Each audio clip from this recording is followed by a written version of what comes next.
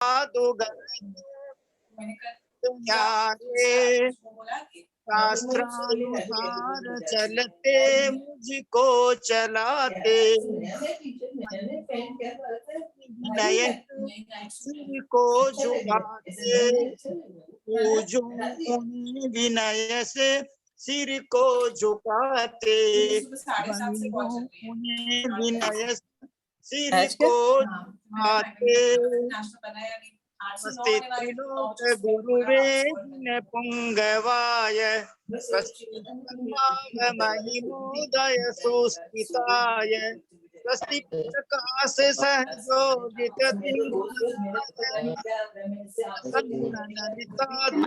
Mute कर लो।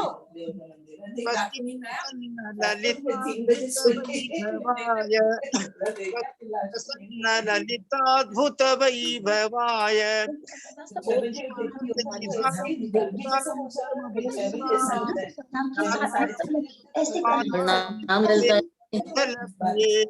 सम्यक ज्ञान चारित्राणि मोक्ष मार्ग है तत्वार्थ श्रद्धानम सम्यक दर्शनम तन्निसर्गादधिगमाद्वा जीवा जीवाश्रव बंध संवर निर्जरा मोक्षास्तत्वम नामस्तापना द्रव्य भाव तस्तन्यास प्रमाण नयैरधिगम निर्देश साधनाधिकरण विधान संख्या क्षेत्र स्पर्शन कालांतर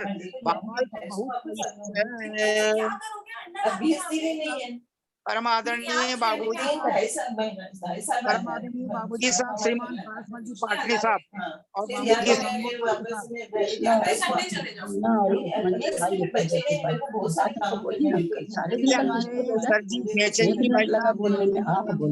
हैदराबाद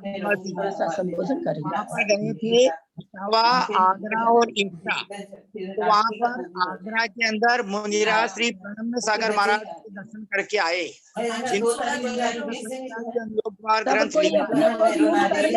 म्यूट कर लीजिए, रिकॉर्डिंग हो रही है, थोड़ा समझिए। ऑनलाइन क्लास है जी, ऑनलाइन क्लास है, रिकॉर्डिंग हो रही है। पंडित जी कुछ बोल रहे हैं, हम लोग क्यों नहीं इतना अनुशासन पालते हैं? आप जिनवानी का बहुमान क्यों नहीं करते हैं? आज हम देख रहे रिकॉर्डिंग हो रही। मैं आज से पंडित जी साहब किसी को दोबारा सुनना हो अपनी रिकॉर्डिंग करें। आज से रिकॉर्डिंग में बंद करवाने वाली हूँ। ये रिकॉर्डिंग YouTube पर जा रही है। पंडित जी साहब, नीलू दीदी जिसका आप गुणगान गाते हैं, मैं भी गुणगान गाती हूँ, वो नहीं करने देती है रिकॉर्डिंग।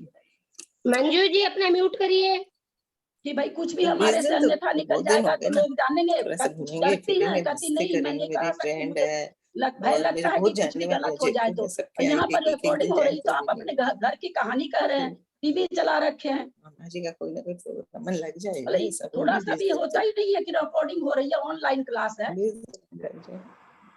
ओम शांति ओम शांति ओम शांति। परम आदरणीय ललिता बहन जी साहब की आज्ञानुसार प्लीज सब सावधान बैठ जाएं। मैं एक बहुत खुशखबरी 2 मिनट में सुना करके आज की कक्षा प्रारंभ हो जाएगी। अभी हमारे परम आदरणीय भैया जी श्रीमान जयचंद जी गंगवाल साहब हैदराबाद निवासी, इटावा, आगरा और एटा मुनि संघों के दर्शन करने गए थे। तो आगरा में उन्होंने मुनिराज प्रणम्य सागर महाराज के दर्शन किए। तो प्रणम्य सागर महाराज के दर्शन करके उन्होंने निवेदन किया कि आपके द्वारा लिखित सत्संख्यादि अनुयोग द्वार का हमको जो है परम आदरणीय ललिता बहन जी साहब पढ़ा रही हैं। तो उन्होंने बहुत खुशी प्रकट की और उन्होंने कहा कि ये बहुत मुश्किल ग्रंथ है, लेकिन आप लोगों को समझा रहे हैं, ये आप सबका पुण्य का उदय है। तो इसलिए हमको तो ऐसा लगता है बाबूजी साहब, हमारे अनुमान ज्ञान से, कि श्रुत देवता ने प्रकट होकर के, प्रसन्न होकर के और परम आदरणीय ललिता बहन जी साहब के मस्तिष्क में, उनके हृदय में इस प्रकार की विशद व्याख्या और स्पष्टीकरण, यानी मतलब जो 100% राइट एक्सप्लेनेशन उनके माइंड में जो फिट किया है, यह उनका तो महान पुण्य का उदय है ही, लेकिन हम सबका भी महान पुण्य का उदय है कि इस विषय को समझाने के लिए आज हमको मतलब जो है गुरु उपलब्ध हो गए। तो यह हमारा बहुत बड़ा पुण्य का उदय है। सब भाई बहन इसको सीरियसली सुने। परम आदरणीय ललिता बहन जी साहब से एक विनम्र निवेदन करना चाह रहा हूँ। कल आपने जो बताया था वो 100% राइट है कि तिर्यंश 16वें स्वर्ग तक जा सकता है। परम आदरणीय ज्ञानमती माता जी का भी उल्लेख मिला था। उन्होंने ऐसा भी लिखा कि 12वें स्वर्ग तक भी जाते हैं और ऐसा भी विधान है कि 16वें स्वर्ग तक भी जाते हैं। तो असंयत यानी संयमा संयम गुण स्थान वर्ती, पंचम गुण स्थान वर्ती तिर्यंश 16वें स्वर्ग तक भी जाते हैं। श्रावक श्राविका आर्यका एलग्जी शुल्लग्जी यानी वस्त्रधारी मनुष्य और तिर्यंश भी 16वें स्वर्ग तक जाते हैं। परमादन ललिता बहन जी साहब का हम बहुत बहुत उपकार मानते हैं कि उन्होंने हम बहुत से ऐसे विषय बताए तो हमको तो मालूम भी नहीं थे। तो हम सब परमादरणीय ललिता बहन जी साहब से सादर प्रणाम, सादर चरण स्पर्श, सादर पामाढोक, सादर जय जिनेन्द्र निवेदन करके उनसे विनम्र प्रार्थना करते हैं कि इस ग्रंथ का लेखन जिन्होंने किया है, प्रणम्य सागर महाराज ने भी आपके बहुत बहुत तारीफ करके एक तरह से परोक्ष आपको मंगल शुभ आशीर्वाद प्रदान किया है। हमारे जयसिंह जी भाई साहब गंगवाल साहब वहां प्रत्यक्ष जाकर के आए हैं। तो आप जो है हम सबको इस प्रसन्न रूपना के अंदर आगे का विषय समझाने की कृपा करें। परम आदरणीय ललिता बहन जी साहब, आपने कल व्हाट्सएप में 5-6 व्यक्तियों से प्रश्न पूछे थे, उस प्रश्न का उत्तर आपके पास आया हो ऐसा ही सम्यक दृष्टि गुण स्थान से संबंधित, तो वो भी आप हमको बताने की कृपा करें प्लीज। सरस्वती नमस्तुभ्यं वरदे कामरूपिणी विद्यारंभं करिष्यामि सिद्धिर्भवतु मे सदा। द्वादशांग जिनवानी माता की जय। सत संख्यान योग द्वार ग्रंथराज की जय। मुनि श्री प्रणम्य सागर जी महाराज की जय। ढाई दीप में विराजमान सभी आचार्य उपाध्याय साधु के चरणों में नमोस्तु नमोस्तु नमोस्तु। सभी आरिका माता जी के चरणों में वंदामी वंदामी वंदामी। सभी क्षुल्लक एल्लक के चरणों में इच्छामी इच्छामी। सभी प्रतिमाधारी के चरणों में वंदना वंदना वंदना। बाबूजी, पारसमल बाबूजी, नेमीचंद भाई साहब, उमराव भाभी और भी जो कोई मेरे से बड़े हों, सबको सादर प्रणाम, बार बार सादर प्रणाम। पंडित जी सादर प्रणाम और सभी को सादर जय जिनेन्द्र। सबको सादर प्रणाम, सबको जय जिनेन्द्र। पंडित जी साहब, कल मैंने प्रश्न पूछा था, लिखा था कि भाई कोई एक आदमी भेजे। कुसुम जी तो कल रात शाम को क्लास में 50 इकाई की क्लास में बोली, ठीक ही बोली। और कविता जी सेठी जो बंगलोर की हैं, उन्होंने 8-10 ऑडियो बना के भेजा। पंडित जी साहब, मेरे पास इतना समय नहीं होता कि मैं ऑडियो सुनूं। ऑडियो सुनने में बहुत समय लगता है, 10-10 ऑडियो में नहीं सुन पाती। और त्रिशला जी ने दिल्ली से भेजा है, उन्होंने सारा वक्तव्य सही भेजा है, लेकिन उन्होंने पूरी तरह से उत्पाद नहीं घटाया है। अभी मैंने तुरंत देखा है, किसका देखा अभी, त्रिशला जी का देखा शायद। त्रिशला जी ने भी भेजा है, उन्होंने उपपाद भी घटाया है, मारणांतिक भी घटाया है और उपपाद पद भी घटाया है। अच्छा घटा रखा उन्होंने, अच्छा बता रखा है। तो इस तरह से लोग अच्छा ही भेजे हैं। अब बात यहाँ पर एक बात ये आ रही, पंडित जी साहब, जो आपने कहा कि आपने देखा, ज्ञानमती माता जी ने कहा है। पंडित जी साहब, ज्ञानमती माता जी को तो आप बाद में देखे हैं, मैं तो सामने जो ग्रंथ रखा है, और ये ग्रंथ धवल्ला जी पुस्तक 4 से है, इसके सामने तो और किसी महाराज या माता जी को हम खड़ा कर ही नहीं सकते हैं कि भाई वो महाराज ऐसा कर रहे हैं तो इसलिए ये गलत है, ऐसा हम व्याख्यान ही नहीं कर सकते। इसलिए इसको सिद्ध करने के लिए हमें किसी महाराज जी माता जी की आज्ञा लेने की जरूरत नहीं होगी, क्योंकि ये धवला जी, मैं अपनी नहीं कह रही हूँ, इस बात को आप लोग गलत मत ले लीजिएगा, ये धवला जी बोल रही है। इसमें मुनि प्रणम्य सागर जी ने अपने मन से कुछ नहीं लिखा है, बिल्कुल धवला जी की चौथी पुस्तक है ये। तो जब इसमें प्रमाण है तो वो चीज प्रमाण है। अब रह गया, कल कुछ मेरी बहनों ने कहा कि हमने ऐसा बोल दिया है, तो कल मैं पंडित जी साहब बहुत डिस्टर्ब रही पूरे दिन। रात में 2:30 बजे मैं बार बार देखती रही कि जिन्होंने कल कहा कि आप तो बोले हैं असंयत गुण स्थान वर्ती त्रियंच 12वें स्वर्ग तक जाता है, तो मैंने कहा था भाई ऑडियो भेजिए ताकि मैं हनी को कहूँ कि उसको डिलीट कर दे। आप लोग को ध्यान होगा, जब मैं अनुयोग द्वार पढ़ा रही थी तो एक दिन के ऑडियो में मेरे से कुछ गलत निकल गया था मुझसे। मुझे निर्मला जी ने फोन करके, हम लोग की आपस में बात होती, तो वो बोली कि आज आप ऐसे बोले। हम बोल के हम ऐसे बोले? बोला हाँ। मैंने तुरंत उस ऑडियो को ही डिलीट करा दिया पूरा का पूरा, तो गलत वक्तव्य नहीं चला जाए। इसलिए मैंने सबसे प्रार्थना की, भाई जब आप कहते हो कि मैंने ऐसा बोला है और इसलिए आप ऐसा बोल रहे हैं कि असंयत सम्यक दृष्टि 16 स्वर्ग तक जाता है, तो मुझे वो ऑडियो नंबर चाहिए ताकि मैं मिटा दूं। पंडित जी साहब, मेरे मन में कल से बहुत भाव आ रहे हैं कि ऑनलाइन क्लास लेना बहुत टफ है, चलो वो ले लेते हैं, कोई बात नहीं। ऑनलाइन क्लास में जब हम कोई चीज बोलते हैं वो चीज प्रमाणिक बोलनी पड़ती है। उसमें 50 आदमी हो, 40 आदमी हो, उसमें हम कोई चीज बोलते हैं, बोलने के लिए बहुत हिम्मत रखनी पड़ती है। हमने बोला होगा असलियत गुणसान बढ़ती त्रियंच जाता है। खैर मेरे पास ऑडियो नंबर तो आया नहीं। मेरे पूरी रात मुझे नींद नहीं आई इस बेचैनी से कि इस ऑडियो को मैं कैसे खोजूं।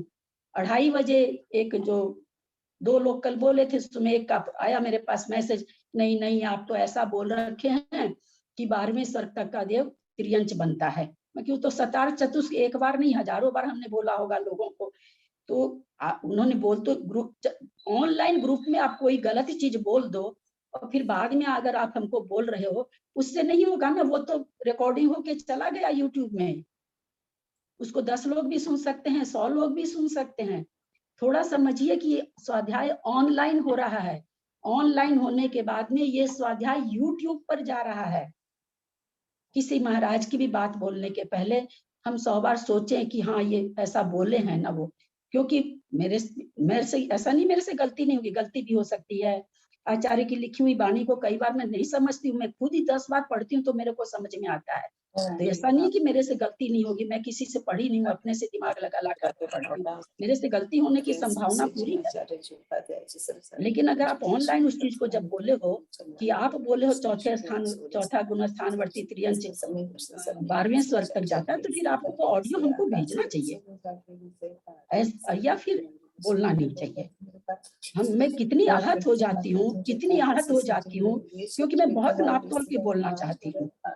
बहुत आपके सामने मैं परोस देती हूँ। बाकी अभी से लेके कल इस समय तक मैंने कितना जद्दोजहद किया वो आप लोग नहीं देख पाते हैं। कितना जद्दोजहद होता बिल्कुल आप लोग नहीं जानते हैं।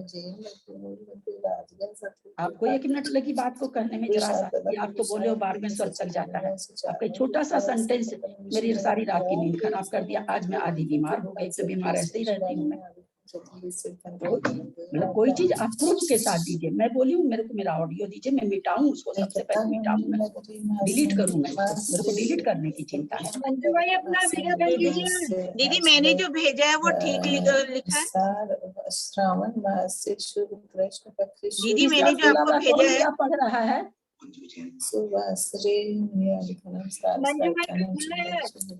सुनीता जैन जी अपना बंद करिए ना भाई, कितना बोलने के बाद आप लोग कोई दीदी मैंने अभी खोला, दीदी मैंने अभी खोला ये पूछने के लिए कि मैंने जो आपको भेजा है वो ठीक लिटाया है। तो हाँ उसी के लिए तो मैंने कहा। मैं और किसी का नाम ले दी क्या? जी त्रिशला जी का हो।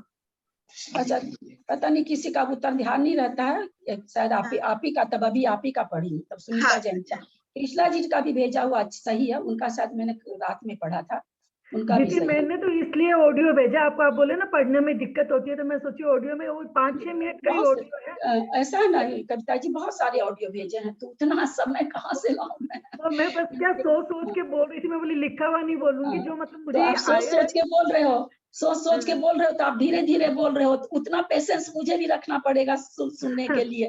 तो कैसे सुनूं उसको, बोलिए। हम कोई चीज जब पढ़ते हैं उसका ऑडियो बनता है तो लगातार बन जाता है, और जब हम सोच के बोलते हैं तो ऑडियो बहुत लंबा बन जाता है ना, तो उतना लंबा ऑडियो सुनने का नहीं ना समय। टोटल मिला के सारे ऑडियो 7 मिनट्स के, मैंने मिनट सब काउंट किए थे कि कितना क्या हुआ, डिलीट भी किए जो बड़ा हो गया तो वापस। लेकिन कोई बात नहीं, आप खाली मेरी गलती अगर कुछ हो तो बता दीजिएगा। देखूंगी, मैं सुन पाऊंगी तब आपको बता दूंगी। तो सब नहीं लिख के भेजा है, बहुत अच्छा, सबको समझ में आ गया, मुझे बहुत अच्छा लग रहा है। उसमें खाली बोलते हैं ना, लिखा हुआ पढ़ने में बहुत दिक्कत होती है फोन में, तो मुझे लगा 4% किसी की कुछ कमी हो तो अपने को। दीदी मेरी जहाँ गलती हो कृपया मुझे बताइए, मैंने कहाँ पर क्या पॉइंट रह गया उसमें। 1 मिनट सबको सुन लीजिए, जिन्होंने ऑडियो भेजा है, जिन्होंने लिख के भेजा है। आप अपनी गलती स्वयं सुधारिए, मैं इतने लोगों की गलती नहीं सुधार सकती हूँ। मैं आज एक बार पुनः वर्णन कर देती हूँ, आप लोग उस ऑडियो को सुनिएगा, सुन करके अपनी गलती सुधारिएगा। ये आपसे मेरा रिक्वेस्ट है, मेरे पास एकदम समय नहीं आपको ये सब पढ़ाने के लिए। मैं 3 घंटा दिन में, तो मैं और निर्मला जी पढ़ते हैं 3 घंटा। ये स्पर्शन पर रुकना हम लोग 6 बार पढ़ चुके हैं, और जितनी बार पढ़ते हैं उतनी बार एक शब्द अड़क जाता है। आज कल फिर एक शब्द अड़ गया, आने जाने, बस ये 2 शब्द लिख दिया महाराज जी ने, तो आने जाने। अब दिमाग खराब हो रहा है कि जाने का तो ठीक है, आने में कैसे घटेगा, घट ही नहीं रहा। विकास भैया को मैसेज भेजा है, अपूर्व सागर जी को ऑडियो भेजा, मैसेज भेजा, पंक्ति लिख के भेजी है, अभी तक मेरे पास जवाब नहीं आया। खाली मैं आपको बता रही हूँ एक जाने शब्द से मुझे कितनी परेशानी खड़ी हो गई है। तो मेरे पास इतना समय नहीं होता है, गलती आप स्वयं अपनी सुधारे। मैं आज एक बार पुनः उसको बता देती हूँ। हम सबसे पहले ये समझे कि असंयत संपूर्ण स्थानवर्ती चारों प्रकार चारों गति के जीव कहाँ कहाँ जन्म सकते हैं, उनका हम पद नहीं घटा रहे हैं, अभी ध्यान दीजिएगा। उपपाद पद अलग चीज है, उपपाद होना अलग चीज है। कहाँ कहाँ उपपाद हो सकता है, किस किस गति में उपपाद हो सकता है। हम नरक से चले, नारकी है, असंयत सम्यक दृष्टि गुण स्थान है। हम कोई पद अभी नहीं घटा रहे हैं, 7 पद में से कोई पद नहीं घटा रहे हैं। सामान्य विवेचन है, किसी का खुला है, आपका भी खुला है। असंयत सम्यक दृष्टि देव है कि सॉरी नारकी है, वह कहाँ जन्म ले सकता है? वो जब भी जन्म लेगा तो मनुष्य ही बनेगा नियम से। 6 नरक तक के नारकी असंयत गुण स्थान के साथ बाहर आ सकते हैं, आ करके मनुष्य ही बनेंगे नियम से। हो गया नारकी का। अब हम चले त्रियंच का। त्रियंच छायिक सम्यक दर्शन के साथ अगर है तो वो क्या नाम है, सो देव ही बनेगा, प्रथम दूसरे स्वर्ग का देव। अन्यथा छायोपसमिक के साथ अगर है, त्रियंच में जा रहा है, सम्यक दर्शन छूट जाएगा। मनुष्य में जा रहा है, सम्यक दर्शन छूट जाएगा मतलब मरण के पहले वो मिथ्यात्व में आ जाएगा। छूटने का मतलब ये नहीं कि उसके सत्ता से खत्म हो जाएगा, मरने के पहले वो नियम से मिथ्यात्व में आ जाएगा। नरक में जा रहा है तो मिथ्यात्व, अगर देव में जा रहा है तो छूट भी सकता है, नहीं भी छूट सकता है। छूट इसलिए सकता है क्योंकि छायोपसमिक का छूटने का स्वभाव है, और क्या नाम है, सो नहीं भी छूट सकता है, सम्यक दर्शन लेके देव में जा सकता है। अब प्रश्न यह खड़ा होता है कि छायिक सम्यक दर्शन कहाँ से आ गया त्रियंच को? क्योंकि नियम से त्रियंच को छायिक सम्यक दर्शन नहीं होता है, क्योंकि छायिक सम्यक दर्शन की प्रतिष्ठापना कौन जीव करता है? मनुष्य करता है, केवली के पाद मूल में करता है, वो भी कर्म भूमि का मनुष्य, जागृत मनुष्य केवली के पाद मूल में छायिक सम्यक दर्शन का प्रतिष्ठापक होता है। तो वो अगर छायिक सम्यक दर्शन प्राप्त करने के पहले त्रियंच गति अगर बांध लिया है तो वो उसके सत्ता में वो छायिक सम्यक दृष्टि त्रियंच बनता है, जो कि नियम से भोग भूमि में जाता है। तो वो छायिक है तो वो तो छायिक पहले दूसरे स्वर्ग में जाएगा।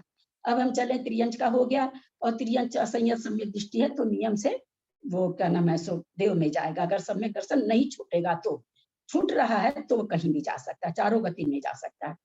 अब आते हैं मनुष्य में। मनुष्य छायिक सम्यक दृष्टि है और पहले मनुष्य आयु बांध लिया है तो नियम से वो भोग भूमि जाएगा और पहले दूसरे स्वर्ग जाएगा। अगर नरक गति बांध लिया है तो नरक गति बांध लिया तो पहले नरक में जाएगा, इससे नीचे के नरक में, छायिक की बात है, नरक में जाएगा।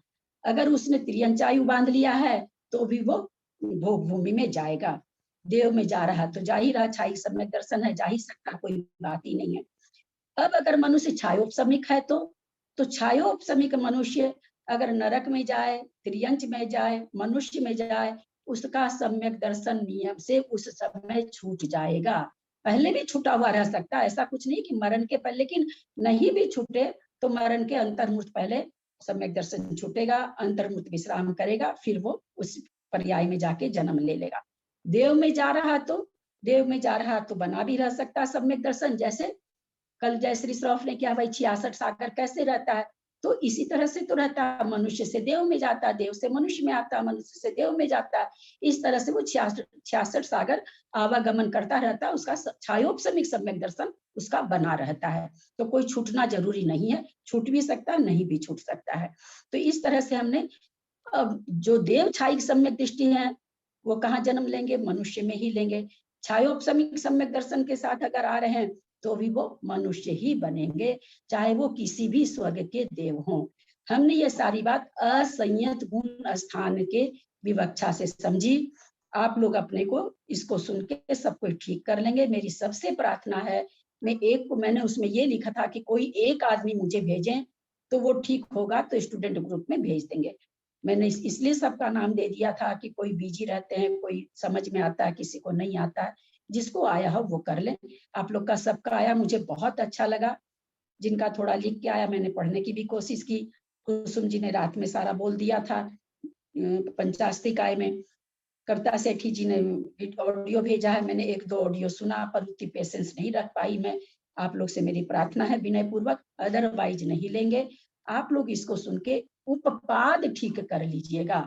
अब हम चलते हैं पद में।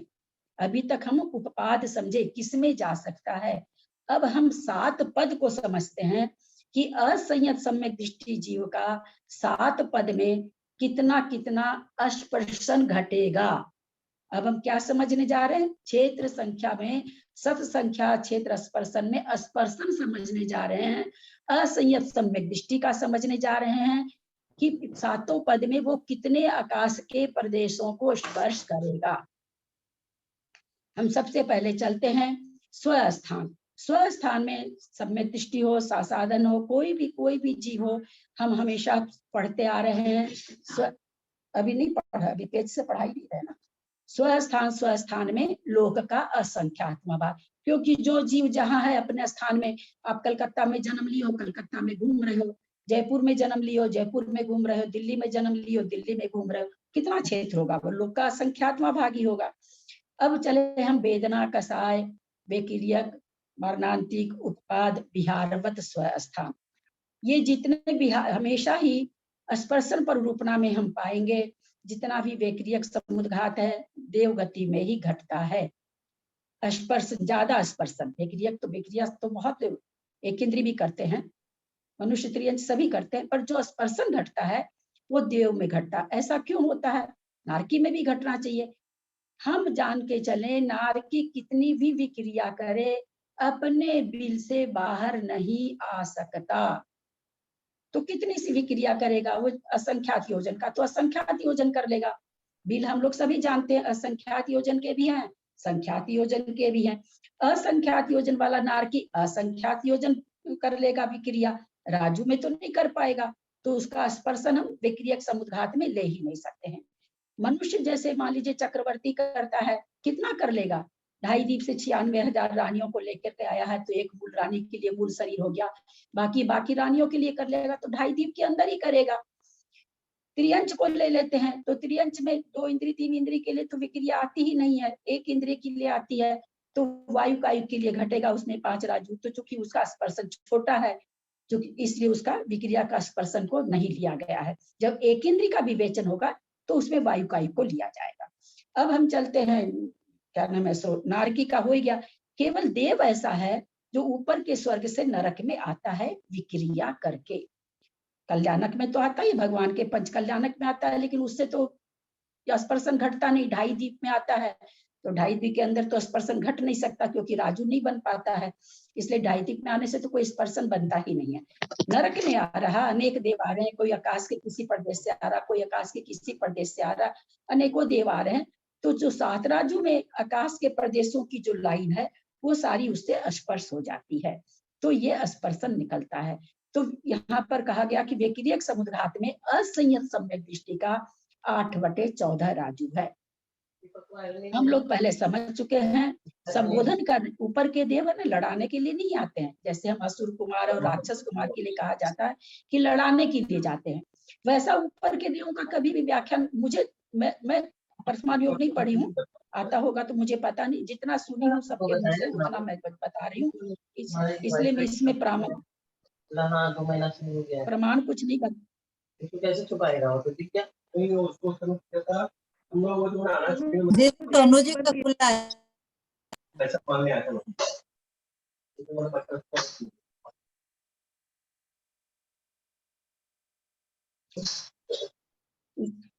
ऊपर से देव संबोधन के लिए, कोई मित्र से मिलने के लिए, कई तरह के लिए आते हैं। तो वो सम्यक दृष्टि देव भी आ सकते हैं, मिथ्या दृष्टि देव भी आ सकते हैं, देवियां भी आ सकती है, ऐसा जानने को मिला है विद्वानों से। अब कोई देव असंयत सम्यक गुण स्थान की बात चल रही है, उसको 16वें स्वर्ग का देव अपने साथ अपना स्वर्ग घुमाने ले गया 16वें स्वर्ग में, वहां से वो विक्रिया करके 12वें स्वर्ग का देव 3रे नरक तक आ सकता है, क्योंकि उसका अवधि ज्ञान 3रे नरक तक है। वो वहां से आया तो 6 राजू ऊपर का, 2 राजू नीचे नरक का, 8 राजू विक्रियक समुद्घात में घट गया। विहारवत भी घट गया, वहां से वो विहार करके कहाँ आया, नीचे तीसरे नरक में आया तो 8 राजू घट गया। आते हुए रास्ते में कहीं भी उसको वेदना हो सकती है, कहीं भी कसाई हो सकती है, तो वेदना कसाई में भी 8 राजू घट गया। अब हम चलते हैं जो सबसे कठिन उपपाद है, मारणांतिक और उपपाद पद, मारणांतिक समुद्घात और उपपाद पद। इसमें हम लोगों ने समझा कि ऊपर से कोई देव विक्रिया करके कहाँ आया, तीसरे नरक में आया। अब उसके मरण काल आ गया। वो आप ये मरण काल ऐसा न तो इसमें लिखा है, ये हम इसलिए अलग से बोल देते हैं कि आप लोग ये समझ पाए कि मारणांतिक समुद्घात होता कब है। तो मरण के पहले, ऐसा नहीं कि जीवन में कभी भी कर लिया, चलो मारणांतिक समुद्घात घूम रहे हैं फिर रहे, मन आ गया कि मारणांतिक समुद्घात कर लें और करके आ गया, ऐसा नहीं होता, इसलिए ये चीज बोलते हैं। अब तीसरे नरक में आया हुआ देव मारणांतिक समुद्घात कर रहा है। हम सभी जान गए हैं कि असंयत सम्यक दृष्टि देव का उपपाद कहाँ होगा, कहाँ जन्म लेगा, मनुष्य में लेगा, तो 2.5 दीप में लेगा। अगर हम उसको यहाँ से पहले तिरछा भेज देते हैं, जैसे ये 1 राजू का नरक है। अब मान लीजिए कोई देव यहाँ आया हुआ है, हम उसको, चूंकि हमको तो मनुष्य में कराना है उपपाद, उसको मनुष्य लोग यहाँ बीचों बीच है। अगर हम इस देव को पहले यहाँ भेज देते हैं और ऐसे भेज देते हैं, तो कभी भी राजू स्पर्शन नहीं होगा। क्यों नहीं होगा? ये क्षेत्र तो हमेशा खाली रह जाएंगे। तो इसलिए क्या कहते हैं कि वो पहले ऐसे सीधे मध्य लोक में आ जाए, जहां वो देव विराजमान है, जिस भी बिल में विराजमान है, वहां से वो सीधा ऊपर आता है। ऊपर आके ऐसे मध्य लोक में, जहां उसको 2.5 दीप में जहां उसको जन्म लेना है, वहां यहाँ करके, वहां के आकाश के प्रदेशों को टच करके या स्थान को छू करके वो वापस चला जाता है। तो इस तरह से कई देव आ रहे हैं, है ना, कई देव मारणांतिक समुद्घात कर रहे हैं, तो वो 2 राजू का स्पर्शन हो गया, किसमें? मारणांतिक समुद्घात में। अब कोई ये पूरा समझ लीजिए कि ये मध्य लोक है, ये पूरा ये मनुष्य लोक है, ये पूरा मध्य लोक है। अब यहाँ कोई त्रियंच ये हो रहा है, त्रियंच मारणांतिक समुद्घात कर रहा है, और यहाँ समझ लिए 16वां स्वर्ग है। तो मारणांतिक समुद्घात करने के लिए क्या करेगा? वो ऊपर जाएगा, ऐसे सीधा जाएगा, मारणांतिक समुद्घात करके सीधा आ जाएगा। तो ये 6 राजू हो गया। इस तरह से 6 राजू, ये 2 गति मिला करके 8 राजू स्पर्शन घट रहा है, किसमें? मारणांतिक समुद्घात में। कल जैसा कि मंजू जी ने कहा था कि मारणांतिक 2 गति, तो ये हमेशा ध्यान रखें, जिस समय जिस चीज का कथन होता है ना, यहाँ कथन क्या हो रहा है? असंयत गुण स्थान में स्पर्शन कितना, मारणांतिक समुद्घात में। यहाँ ये नहीं घटाया जा रहा कि किस गति में कितना स्पर्शन। जब वैसा घटाएंगे, गति के हिसाब से घटाएंगे, तो कथन एकदम बदल जाएगा, उस समय दूसरा कथन हो जाएगा। यहाँ भी घटा रहे हैं, चौथे गुण स्थानवर्ती का स्पर्शन मारणांतिक समुद्घात में कितना राजू बनता है। तो यहाँ पर हम लोग को समझ में आ गया होगा, 8 राजू स्पर्शन बना। तीसरे नरक में आया हुआ देव मारणांतिक कर रहा 2.5 दीप में, सीधा जाकर के मोड़ा लेता है, ये हो गया 2 राजू। वहां का शंभु रमन का समुद्र का त्रियंच मारणांतिक समुद्घात कर रहा है, कहा? देव में, 16वें स्वर्ग में। 16 स्वर्ग 6 राजू में है, तो 6 राजू तो 8 राजू हो गया। ये हो गया मारणांतिक समुद्घात। असंयत घन स्थान में 8 राजू का स्पर्शन घट गया। अब बच गया एक पद, उपपाद। उपपाद में क्या होता है? तो आचार्य कहते हैं उपपाद पद 6/14 राजू होता है। ये जितने भी राजू वगैरह घटते हैं, प्राय करके देव में ही ज्यादा करके घटते हैं, या फिर नरक में घटते हैं। मनुष्य और त्रियंच में तो घटते ही नहीं है। तो त्रियक लोग तो बहुत 1 लाख योजन का तो त्रियक लोग ही है ऊंचाई में। तो देव जो है ऊपर के 16वें स्वर्ग का देव, जो मारणांतिक समुद्घात इसने 16वें स्वर्ग में किया था, वो अब मर रहा है। वो 16वें स्वर्ग का देव आके उसमें वहां पर उपपाद कर रहा है। यानी शंभु रमन समुद्र का त्रियंच तो मर रहा है, और वह जन्म किसमें रहा है? 16वें स्वर्ग के देव में। असंयत सम्यक दृष्टि त्रियंच, समझ में आ रहा होगा बढ़िया से। चौथे गुण स्थानवर्ती त्रियंच है, स्वयंभू रमन समुद्र में है, मरण को प्राप्त हुआ है, और वहां पर जन्म किसका हुआ? किस गति के जीव का हुआ? तो 16वें स्वर्ग के देव का वहां पर उपपाद हुआ। अब वहां उपपाद करके वो देव कहाँ जाएगा, विग्रह गति उसकी कितनी हो जाएगी, वो 16वें स्वर्ग में जाएगा। यानी 6 राजू जो आकाश प्रदेश है उन सबको वो स्पर्श करते हुए अपने विमान में जाके उपपाद सैया पर उत्पन्न होगा। तो इस तरह से उपपाद क्षेत्र में स्पर्शन असंयत सम्यक दृष्टि का 6/14 राजू होता है। बात समझ में आई होगी सबको। अगर अभी किसी को भी कुछ भी समझना है, नहीं तो फिर हम आगे बढ़े, कुछ भी समझना है, कुछ भी शंका है तो आप पूछ सकते हैं। दीदी एक बात पूछनी थी। शंका मेरी है। हाँ पूछिए, आप पूछिए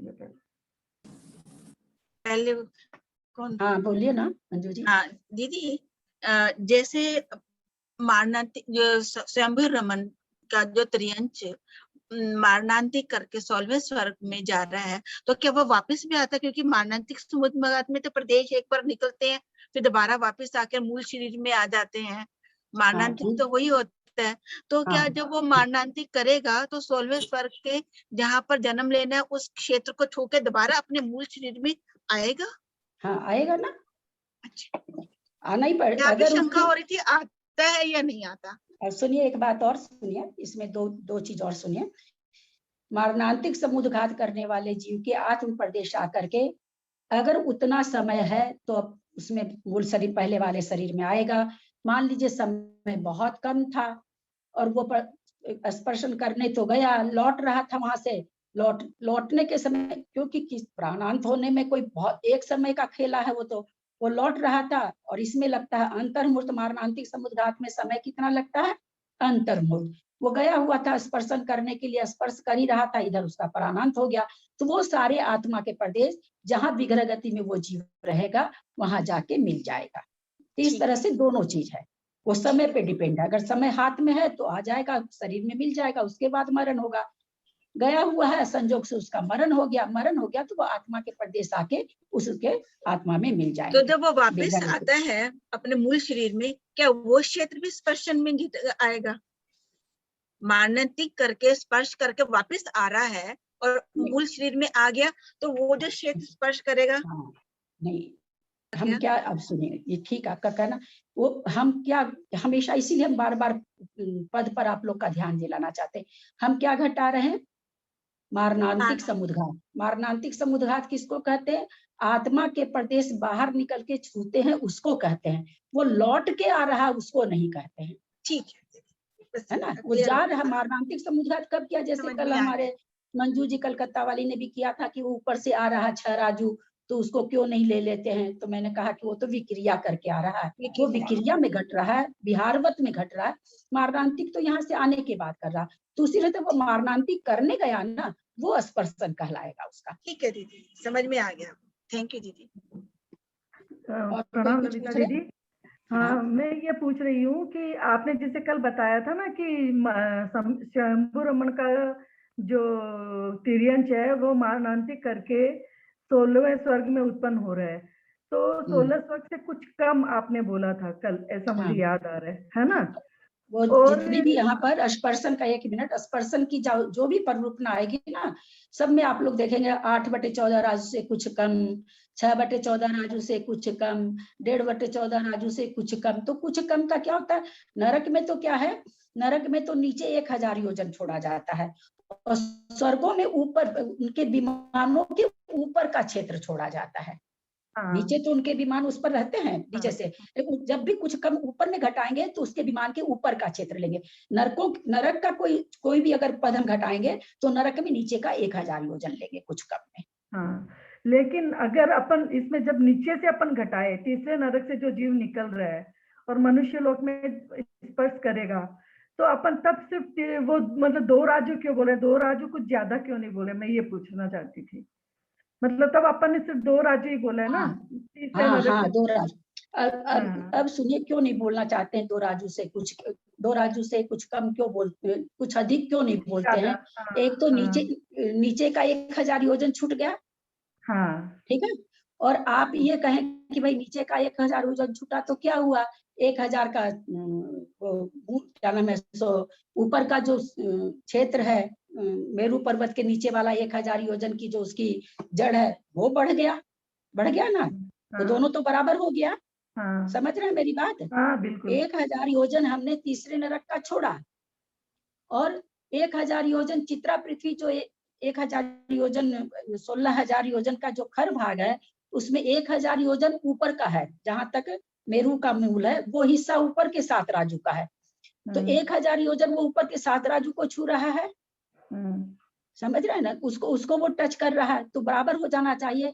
तो इसके लिए आचार्यों ने कहा कि कुछ अगम्य आएगा, अभी आगे हम लोग जब पढ़ेंगे तब। आप ये प्रश्न पहले कर दी तो मैं बता देती हूँ, आगे आएगा कि अगम्य क्षेत्र होते हैं जो कि जो अगम्य क्षेत्र मतलब कुछ आकाश के प्रदेश अगम्य क्षेत्र ऐसे होते हैं जहां जीव विग्रह गति में गत्यानुपूर्वी में जाता हुआ स्पर्श नहीं करता है। अच्छा, ऐसा आएगा, आगे आएगा ये चीज, जिसको अगम्य क्षेत्र बोला गया। अगम्य मतलब नहीं जाने योग्य, ऐसा आएगा, अभी आगे के विवेचन में आएगा ये सब चीजें। ठीक है दीदी, बस ये क्वेश्चन कल से आ रहा था मुझे कि दीदी इसमें फिर ज्यादा क्यों नहीं बोले। नहीं ठीक है, एकदम एकदम समझिए, सब बढ़िया से समझ के चलिए। चले अब आगे। हाँ, इसमें चलते हैं पृष्ठ नंबर 83 पर। प्रश्न है ऊपर का, ऊपर वाला तो हो गया है, उसके नीचे चलते। प्रश्न, नीचे के नरकों में सम्यक दृष्टि उत्पन्न नहीं होता है, किंतु यह तो ठीक है, किंतु 6वें नरक से सम्यक दृष्टि यहाँ 2.5 दीप में आकर जन्म तो ले सकता है। अतः उसकी उपेक्षा 5 राजू और ऊपर 6 राजू 11 राजू आपने क्यों नहीं बताया, जैसा कि सासाधन के लिए कहा था। अरे आप जब स्पर्शन बना रहे हैं तो असंयत सम्यक दृष्टि तो 6ठे नरक से निकलता है, आप कहते हैं कि असंयत सम्यक दृष्टि निकलता है, तो फिर ये 5 राजू घटाना चाहिए और 6 राजू ऊपर का, तो 11 राजू स्पर्शन घटाना चाहिए। अब उसके लिए क्या कहते हैं सो सुनिए। ऐसा घटित नहीं हो सकता है, क्योंकि सासाधन सम्यक दृष्टि तो नरक से निकलकर स्वयंभू रमन समुद्र पर्यंत त्रियंचों में उपपाद कर सकते हैं। वहां वे गर्भज संगी पंचेंद्रिय बनकर उत्पन्न होंगे, जिससे 1 राजू प्रमाण त्रियक लोक का प्रतर 6 राजू बाह्य के साथ घिर जाने से उक्त घनाकार क्षेत्र बन जाएगा, जिससे राजू प्रतर प्रमाण घनाकार क्षेत्र। 1 मिनट छूट गया कुछ, हाँ। किंतु असंयत सम्यक दृष्टि नारकी तो 45 लाख योजन प्रमाण मानुष क्षेत्र में ही उत्पन्न होंगे, जिससे राजू प्रतर प्रमाण घनाकार क्षेत्र नहीं बनेगा, मात्र 6 राजू की ऊंचाई ही घटित होगी। जैसा कि पहले भी कहा आए हैं, यहाँ मात्र ऊंचाई से स्पर्शन नहीं निकाला जाता, चौड़ाई भी होनी चाहिए, लंबाई भी होनी चाहिए, ऊंचाई भी होनी चाहिए, तब घनाकार बनता है, तब राजू बनता है। तो 6ठे नरक से जो जीव निकल रहा है वो क्या कह रहे हैं उसका कि उसका क्यों नहीं उपपाद कराते हैं त्रियंचों में। तो उन्होंने कहा कि त्रियंच में वो शंभु रमन के त्रियंचों में साधन का जैसे कराए हैं वैसे क्यों नहीं कराते हैं, तो उसका ये कारण बता रहे हैं। जैसा कि पहले भी कह आए हैं, यहाँ मात्र ऊंचाई से स्पर्शन नहीं निकाला जाता है, अपितु विवक्षित ऊंचाई को लेकर घनाकार क्षेत्र बनाकर स्पर्शन निकाला जाता है। अपितु विवक्षित ऊंचाई को लेकर घनाकार क्षेत्र बनाकर स्पर्शन निकाला जाता है। नारकी असंयत सम्यक दृष्टियों का उपपाद की अपेक्षा 6 राजू का क्षेत्र घनाकार नहीं बनने से उनका स्पर्शन राजू में नहीं आता है। क्योंकि यहाँ ये क्या कहना चाह रहे हैं, उपपाद पद घटाना चाह रहे हैं। उपपाद पद में ये कह रहे हैं कि 6 राजू नारकियों का नहीं घटेगा, क्योंकि वो तो मनुष्य लोक में जाके उत्पन्न हो रहा है। तो जो जब उपपाद, अंतर क्या है उपपाद में और इसमें मारणांतिक में, देखिए क्या अंतर है। अभी यहाँ नारकी मर रहा है और उपपाद कर रहा है। उपपाद कर रहा है तो वो पहले क्या होता है ना, जब मारणांतिक कर रहा है उसमें तो क्या है कि पहले वो सीधा जाकर के तब वो मध्य लोक में आ रहा है, उसमें 2.5 दीप में आ रहा है।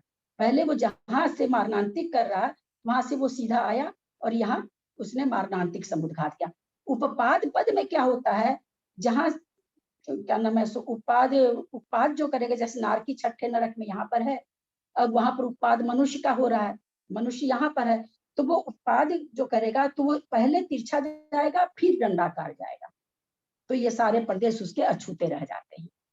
उसमें पहले दंडाकार जाके फिर तिरछा जाता है, ढाई दीप में तब जाता, पहले सीधा दंडाकार चला गया और फिर ढाई दीप में गया। और उपपाद में क्या हो रहा है, पहले तिरछा जाता है फिर दंडाकार जाता है। तो पहले तिरछा जाने से वहां के सारे प्रदेश उसके अछूते रह जाते हैं। जो भी नारकी असंयत जाएगा कहाँ जाएगा, ढाई दीप में जाएगा। ढाई दीप में जाएगा तो वो ढाई दीप के बाहर वाला जितना आकाश का प्रदेश है वो कभी भी टच उससे नहीं होगा। इसलिए उपपाद पद में ये चीज नहीं होगी। मारणांतिक में हो जाएगी। मारणांतिक में पहले दंडाकार जाके फिर तिरछा जाता है। उपपाद में पहले तिरछा जाता है फिर दंडाकार जाता है। इसलिए इसमें उपपाद पद राजू में नहीं आता है, इसमें जन्मने से, मनुष्य में जन्मने से।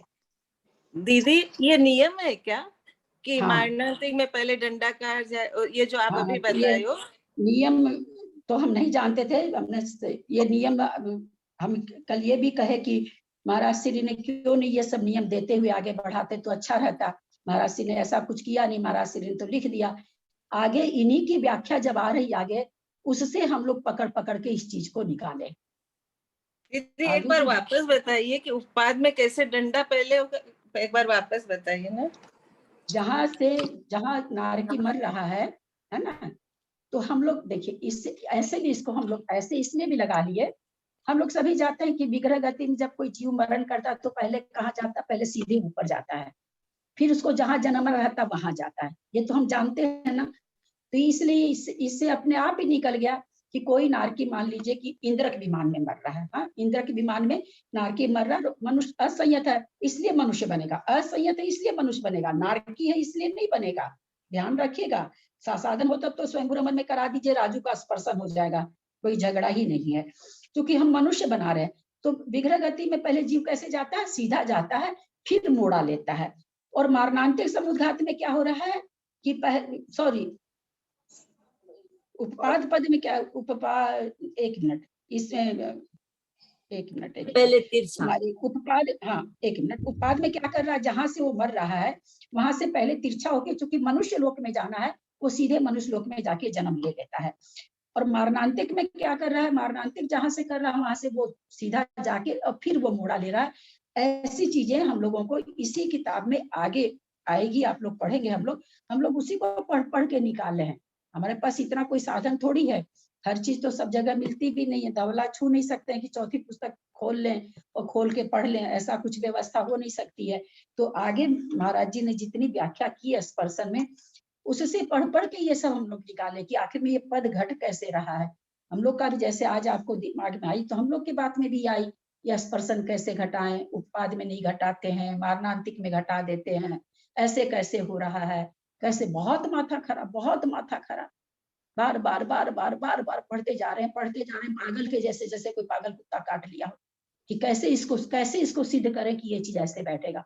आगे आगे के व्याख्यान से कुछ चीजें पकड़ में आती गई, कुछ महाराज श्री से हेल्प लेते गए, तब ये चीज पकड़ में आई थोड़ी सी। अन्यथा तो चूंकि स्पर्शन घटा रहे हैं, पहले हम लोग ये सोचे कि मारणांतिक समुद्घात में मोड़ा होता है क्या, यही आज तक नहीं जानते थे कि मारणांतिक समुद्घात में मोड़ा होता, आज तक नहीं सुने थे। बस इसमें विग्रह गति में होता है इतना ही जानते थे। तो उपपाद पद में तो समझ में आता है कि मोड़ा होता है, लेकिन मारणांतिक में मोड़ा होता है क्या, पहले तो इसी को सिद्ध करने में हम लोग को कितने दिन लग गए कि मारणांतिक में भी मोड़ा होता है क्या। अगर मोड़ा नहीं होता है तो राजू नहीं घटेगा, और मोड़ा होता है तो मारणांतिक में मोड़ा होता है क्या, ये घटाना पड़ेगा। आप सोच के देखिए, हम आपको खाली बताना चाहते हैं, भाव भाषणा कराना चाहते हैं कि आपको तो हम लोग सिद्ध करके मैं सारी चीज सामने रख रही हूँ। मेरे को उस चीज को सिद्ध करने में कितना मेरा माथा खराब होता है मैं बता नहीं सकती।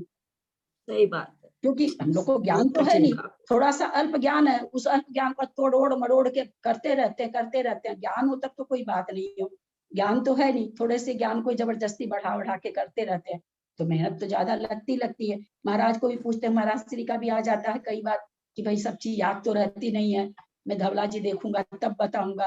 कभी आ भी जाता है, कभी कई दिन नहीं भी आता। सबकी अपनी अपनी, सबकी रूटीन है अपनी अपनी, फिर हमारे लिए खाली थोड़ी बैठे हैं कि चलो ललिता जी का प्रश्न आया, सारा काम छोड़ो, पहले उनको उत्तर दे दो, ऐसा तो होता नहीं है। हम लोग स्पर्शन पर रूपना, भाऊ जी हम लोग स्पर्शन पर रूपना, हम और क्या नाम है, निर्मला जी 6 से 7 बार पढ़ चुके। और कल वापस एक शंका आ गई, वो खाली आने जाने ये शब्द पर कल ध्यान चला गया कि चलो जाने का समझ में आया, या आने कहाँ से हो गया, ये कैसे फिट बैठे। बैठ ही नहीं रहा फिट। अब बैठाने को बैठा दो, लेकिन वो पहले पता होना चाहिए ना कि हम बैठाए वो सही है। जो सिद्धांत हम बना के बैठा रहे हैं वो सिद्धांत सही तो है ना, बनेगा उसी से। या तो वहां पर से एक आने जाने में से एक शब्द काटना होगा, और या फिर सिद्धांत वही लगाना होगा, क्योंकि उसके अलावा और कोई चारा नहीं है। हमको पता तो होना चाहिए ना कि दोनों में से क्या सही है। वो शब्द गलती लिखा गया, आने जाने, एक होता ना जोड़ा शब्द होते हैं, सुख दुख, माँ बाप, वैसे आने जाने एक जोड़ा का शब्द है। तो कई बार है ना वो जोड़ा शब्द ऐसे भी लिखा जाता है, ये भी कारण हो सकता है। क्योंकि जो सिद्धांत वहां पर बैठाना चाह रहे हैं वो बैठना नहीं चाहिए। वो मन नहीं गवाह करता कि वो सिद्धांत मतलब बैठाए हम, बिल्कुल गवाह नहीं कर रहा मन। अभी तक जितना ज्ञान हुआ उस हिसाब से वो सिद्धांत बैठ नहीं रहा। अब आप सोच सकते कितनी बेचैनी हो रही होगी कल से। इतनी एक तो थोड़ा वो बेचैनी हमको हो गई कि हम कैसे ऐसे बोल दे कि असंयत सम्यक दृष्टि 12वें स्वर्ग तक जाता है त्रियंच। एक तो वो मेरे को घून लग गया दिमाग में एकदम। दूसरा ये घून लग गया। अभी तक तो इसका कोई उत्तर आया नहीं मेरे पास, आएगा तो ठीक है, नहीं तो जैसा लिखा वैसा हम भी समझा देंगे, हम भी क्या कर सकते हैं। तो मतलब कहना चाहते हैं कि इतना बहुत मुश्किल होती है ये मारणांतिक समुद्घात में मोड़ा अंत में घटाना ही पड़ा। क्योंकि आगे जब देखते हैं फिर वही चीज आ रही, फिर देखते हैं एक चीज गलत छप सकता है, 2 जगह गलत छप सकता है, सभी जगह तो नहीं छपेगा। तब लगा कि नहीं, इसका मतलब इसमें मोड़ा होता है। मोड़ा मोड़ा मोड़ा करते ही घट गया 6 राजू, कोई बात ही नहीं रही। नहीं वो 8 राजू मारणांतिक घट ही नहीं रहा था। भाई आप देव को मारणांतिक करा रहे हो, आप मनुष्य लोक में भेज रहे हो, 2 राजू कहाँ से घट गया, कहाँ से स्पर्शन कर लेगा, 45 लाख योजन में जा रहा है। तब लगा कि अब इसको मोड़ा कराओ भाई, मोड़ा सीधा भेजो, सीधा भेज के इसको मोड़ा कराओ। कहीं लिखा हुआ थोड़ी मिलता है बाबूजी, खाली अपने ही तर्कना से सारी चीज लगानी पड़ती है। ऐसा कहीं भी लिखा हुआ नहीं बाबूजी, कहीं भी इस तरह से कहीं लिखा नहीं रहता है। क्योंकि जो लिखने वाले आचार्य वो ये समझते हैं कि इसको जो पढ़ रहा है उसको थोड़ी बहुत बुद्धि होगी। वो थोड़ी समझते कि मेरे जैसा अज्ञानी आदमी इसको पढ़ने बैठ गया और जूझ रहा है, ऐसा थोड़ी वो जानते हैं। वो तो ये समझ रहे जो इसको पढ़ रहा है थोड़ा जानने वाला पढ़ रहा होगा। महाराज जी का कोई सानिध्य हम लोग के पास है नहीं कि चलो पूछ ले। महाराज लोग का भी ये कहना रहता कि हम लोग को सब बात याद थोड़ी रहती है, हम लोग को भी देखना पड़ता है। तो मतलब ललिता जी उपपाद में पहले तिरछा फिर दंडाकार जाता है।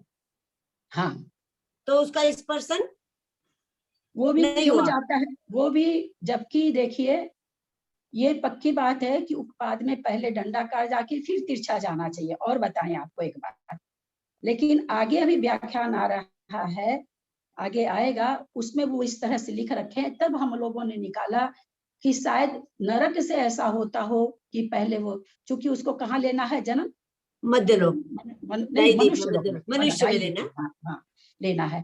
तो उसको वो पहले तिरछा करके और फिर सीधा ले जाके जन्म करा देते हैं, मोड़ा दिला देते हैं। जबकि हम लोग आज तक यही जान रहे थे कि मोड़ा सीधा जाके फिर मोड़ा लेता, हम लोग को यही भाव वासना थी। लेकिन आगे जब तब इसलिए वो घट ही नहीं रहा था। जब ऐसे घटा रहे थे तो घट ही नहीं रहा था। क्या करें क्या करें, जूझते रहते हैं। मैं और निर्मला जी जूझते रहते बाबूजी। फिर वो तो हम लोग साथ जूझे सो जूझे, उसके बाद का जूझना मेरा अकेले का रहता है। फिर मैं किसी से पूछती हूँ करती हूँ, फिर निर्मला जी को हम लोग फिर मीटिंग करते हैं आपस में, फिर उसको सेटिंग करते हैं। तो ठीक है, एक अच्छी चीज पढ़ने को मिल रही है, बताने को मिल रही, मुझे बहुत अच्छा लग रहा। मैं यह नहीं है, मैं तो पंडित जी का बहुत बहुत बहुत बहुत दिल से शुक्रिया करती हूँ। आज पंडित जी के कारण बहुत सारे सिद्धांत हमको जानने मिल रहे हैं सब, और सबको बताने का भी बहुत मन करता है मेरा। ये भी मन करता है सबको याद भी हो जाए, सबको समझ में भी आ जाए, बिल्कुल ये भावना रहती है मेरी। लेकिन फिर भी बाबूजी अज्ञान भी है, क्षयोप संज्ञान है, शास्त्र भी पास में नहीं है, छू भी नहीं सकते हैं, स्त्री पर्याय भी है और भूलते भी हैं, तो कुछ गलत भी बोला जा सकता है मुझसे, ऐसा बात नहीं है। स्लिप ऑफ टंग भी हो जाता है, तो ऐसी बातें हो सकती है। तो ऐसी बातों के लिए जहां भी कुछ ऐसा हो तो आप लोग मुझे ध्यान दिलाते रहें, ताकि कम से कम YouTube पर नहीं जाए। नहीं तो फिर मेरे को लगता है रिकॉर्डिंग ही बंद करनी पड़ेगी, क्योंकि थोड़ा सा ये हो जाता है। नहीं होता आपसे गलत? नहीं, गलती तो कैसे नहीं होता। बहुत बहुत बहुत ऐसे नहीं देते ना, जबरदस्त बहुत सोच समझ कर पूरा एकदम मंथन करके आप पेश करते हैं, ऐसे थोड़ी देते हम लोगों की तरह। चलिए, सब जिनवानी स्तुति करते हो। हाँ, 11:15 बज गया। कल भी मैं हाँ। कल भी बच्चे नाराज हो गए थे दक्षमात्रा पदवाक्यहीनं मया प्रमाद्याति किञ्चनोक्तं तन्मे क्षमित्वा विदधातु देवी सरस्वती केवल बोधलब्धिं बोधि समाधि परिणाम शुद्धि स्वात्मोपलब्धि शिव सौख्य सिद्धि चिंतामणिं चिंतित वस्तु दाने त्वं वन्द्यमानस्य ममास्तु देवी जावानी के ज्ञान ते सूझे लोकालो सोवानी मस्तक चढ़ो सदा दे तू दो हे जिनवानी भारती तो ही जपू दिन रहे जो तेरा शरण आ गए सो पावे सुख चैन देव भजू अरहंत को गुरु से हो निर्ग्रंथ दया धर्म पालू सदा यही मोक्ष का पंथ जिनवानी माता की जय। 9 बार नमोकार।